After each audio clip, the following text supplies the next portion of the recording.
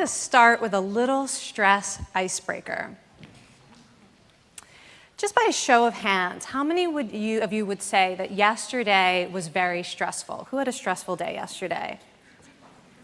Good, okay. So you're doing pretty good. Actually, globally, the average is 33%. In the US, it's about 43%. Well, let me ask you that question a slightly different way. If you could choose how stressful tomorrow would be, how many of you would say you hope that tomorrow you'll experience a great deal of stress? Who wants tomorrow to be really stressful? A handful, a few brave handful of folks. So what I want to talk to you about today is how we think about what the right answer to that question is supposed to be, and more broadly, what we think the relationship of stress should be in our lives. What do we think the role of stress is in our lives? I'm a health psychologist, and I was taught and trained to view stress as the enemy of well-being, of productivity, of happiness, and of health. And I spent many years trying to help people reduce their stress or avoid stress. But in the last few years, I've fundamentally changed my mind about stress. And today I want to change your minds. And I want to start by talking about something that I call the stress paradox. In 2005, the World Gallup poll went to 121 countries and asked people the same question that I asked you. Did you experience a great deal of stress yesterday?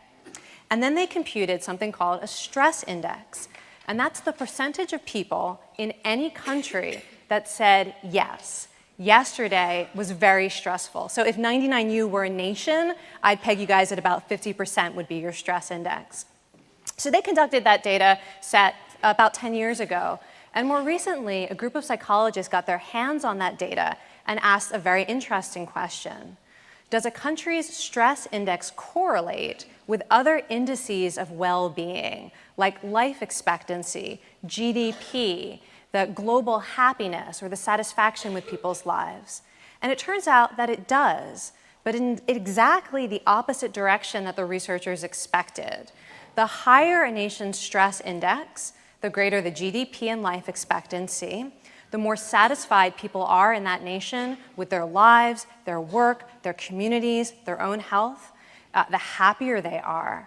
Basically, the more people you have who thought yesterday was very stressful, that's better for public health, it's better for the economy, and it's better any way you look at it.